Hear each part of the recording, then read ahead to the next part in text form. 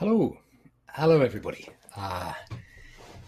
It's lovely to be with you again in Tea with a Druid 29. So do pull up a chair and do say, even if you've been here before, say where you're from. If you're new, say where you're from. It'd be great to see you. Holly Mayland is the first person's comment I see here saying hello. That's great. Hi, Holly. And it's been a wonderful hot day here in Sussex, fantastically hot, but rather lovely. Beth from Abruzzo in Italy. Calistoga in California, great. Berlin, hello. Augusta, Georgia. Selkie in Stratford, Texas. Lovely. So everybody's gathering into the clearing, wandering, coming in from near and far, and gathering in the sacred grove. That's great to see you. So I'm going to wait a bit for you guys to all arrive. Isalinda from Portugal. Yes, and it's lovely seeing many of these names where you're here every week, which is fantastic. Ruth Parkinson from Lincolnshire on holiday there. Okay, great.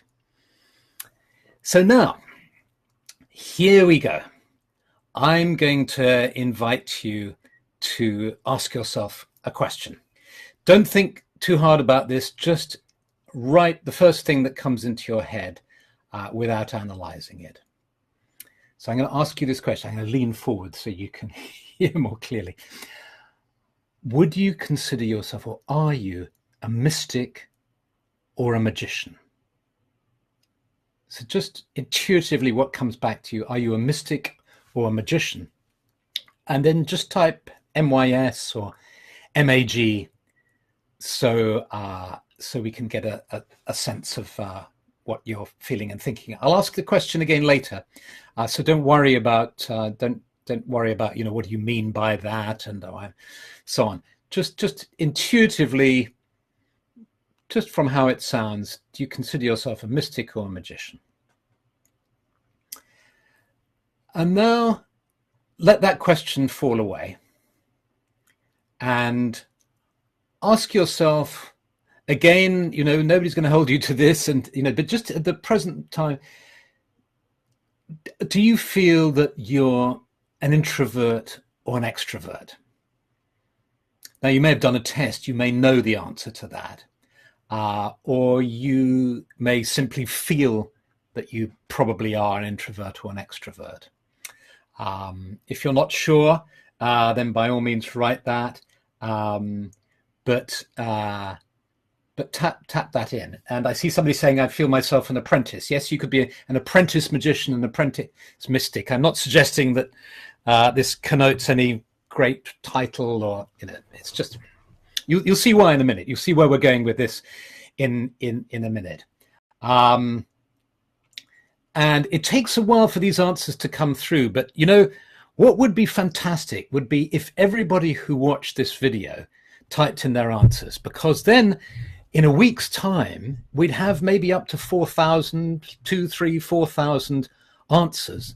And then we could have quite a nice statistical sample to play with here. So don't feel shy. Do please type in. And if you're watching this on YouTube or on the recording on Facebook or on my blog, so if it's not live, do please type in your answer, because you're contributing to the great enterprise of science in doing that. And that's great seeing the answers coming in. Introvert, extrovert, great, fantastic. That's lovely. Keep them coming in. And let me, in the meanwhile, let me back up and explain what I mean by these terms, magician and mystic. They're so evocative and wonderful. And we can terms like this, which have been around for a very long time. Once you start to look at definitions, you can easily get caught up in scholarly debates around it. There are all sorts of ambiguities and different meanings associated with the terms and all the rest of it. Now isn't the time for us to get involved in all of that. And we'll avoid too the problem that can happen with academia, where the language starts to get really dense. I just came across this quote from an academic, Gelman, who writes that the mystical experience is a unitive experience that involves a phenomenological de-emphasis, blurring, or eradication of multiplicity, where the cognitive significance of the experience is deemed to lie precisely in that phenomenological feature. I think what he's trying to say is the mystical experience is an experience of oneness. So I think there are more accessible ways to talk about these things. And I've got a couple of other quotes for you. Blakemore and Jennett wrote, "The essence of the mystical experience is the encounter between God and the human being, the creator and creature. This is a union which leads the human being to an absorption or loss of individual personality. It is a movement of the heart as the individual seeks to surrender itself to ultimate reality. It is thus about being rather than knowing." And then the mystic Evelyn Underhill wrote about the term mysticism, that it is one of the most abused words in the English language. It has been used in different and often mutually exclusive senses by religion, poetry, and philosophy, has been claimed as an excuse for every kind of occultism, for dilute transcendentalism, vapid symbolism, religious or aesthetic sentimentality, and bad metaphysics. On the other hand, it has been freely employed as a term of contempt by those who have criticized these things. It is much to be hoped that it may be restored sooner or later to its old meaning as the science or art of the spiritual life. So a couple of interesting takes on what mysticism means, what the mystic is about. And my definition is quite simply that the main goal of the mystic is union with the divine, seeking to surrender, to let go of the self and the world of appearances and the world of sensation, to become one with all being, with all life, with the divine, with deity. That's the goal of the mystic. And so if that's your goal, if that's your prime aim, then you could say perhaps that you are a mystic, or you're a seeker on the mystical path. Your mysticism is your way. And whether we're talking about Christian mystics, Sufi mystics, or nature mystics, the nature mysticism of Druidry, for instance, the goal is all the same, which is the surrender of the little self to oneness with all being. Now, what about the magician then? The magician may have as their goal these experiences, mystical experiences of union with all being. But in addition, the magician sees herself or himself as an active being and wishes to engage with life and to use particular technologies or techniques, if you like, such as ritual, journeying in consciousness, changing consciousness, working with divination and so on, using particular techniques, using magic in order to achieve specific ends, whether that is alterations in consciousness, whether it's communing with beings in the other world, or whether it's actually attempting to change circumstances, to transform one's own life or other lives for the better. And while the mystic seeks to avoid the distractions of the world of appearances to a great degree, the magician tends to, and could be depicted as someone with their eyes closed. The mystical impulse, naturally, if you think about the goal of union with the divine, you're naturally drawn towards closing your eyes. The magician, using this analogy, is opening their eyes, looking in wonder and awe at the world, fulfilling their curiosity, being a hunter in a way, a hunter of experience, of knowledge, and also conscious of being creative and procreative within the world. So they're very, very different, complementary, as I hope you can see, but actually different in their aims. And so now that I've given you these two thumbnail sketches, and of course we could debate both these definitions enormously, and maybe one day we can do that, but just for the moment that's enough, I think. Now that I've suggested these two thumbnail sketches, can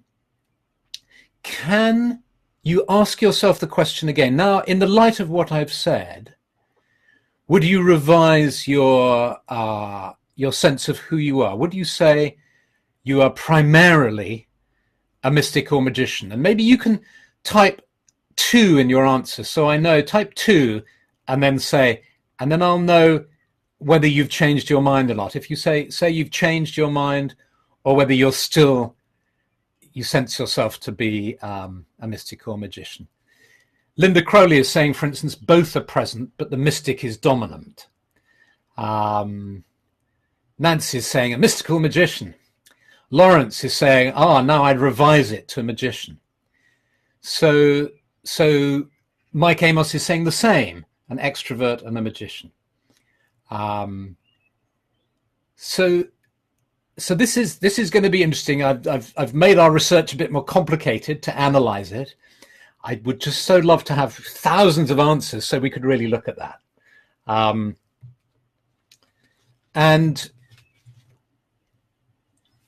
And the reason I've asked about the introvert and the extrovert is I just have a hunch. It's just a hunch that possibly someone who is more introverted than extroverted will tend to be drawn more to the mystical path. And someone who is more extroverted rather than introverted might well be drawn more to the magical path of engagement with the world. But I may be wrong, so I'd love to test this hypothesis. So what I'll do is I'll analyze the answers. I'll wait a week so that all the answers have come in from the recordings and from YouTube and everywhere. And then I'll try, hopefully we'll have enough numbers, and let's see if there's some kind of correlation. And then I'll write that up in a blog about it. And in my blog post that goes with today's recording, I'll give you a link to an online test for extroversion and introversion in case you don't know yourself which you are. Still a mystic, says Marina. I used to be a magician when I was younger, but have changed since then. Still an extrovert, though. That's fascinating, isn't it? It's really fascinating, and maybe it does change with time. You know, when we're younger, are we more likely to be drawn to a magical path because we're full of the desire to engage with life and to transform our lives and to head towards goals?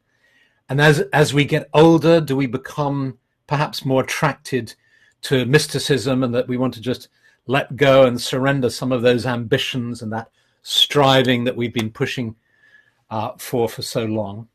That would be another interesting dimension to explore, the relationship between age and magician versus mystic. But let's not complicate things. I won't embarrass you by asking you for your age.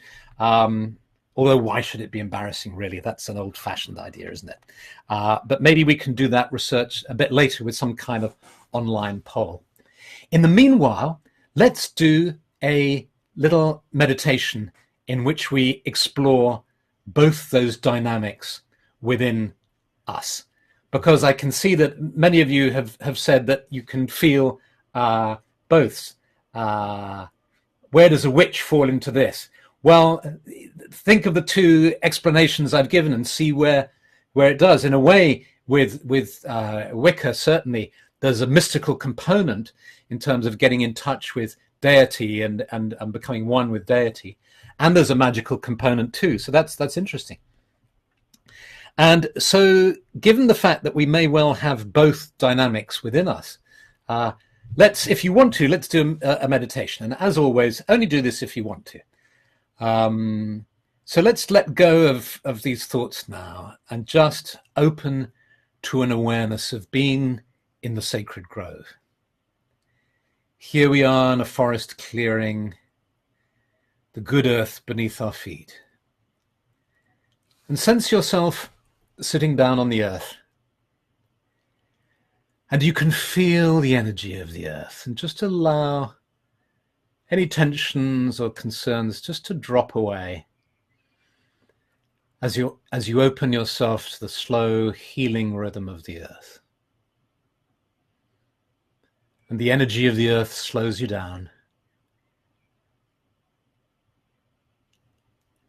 and allows you to just become more relaxed and open. And you sense the trees around you. You can feel or sense their roots deep in the soil, their trunks stretching up into the air, and their branches reaching high into the sky.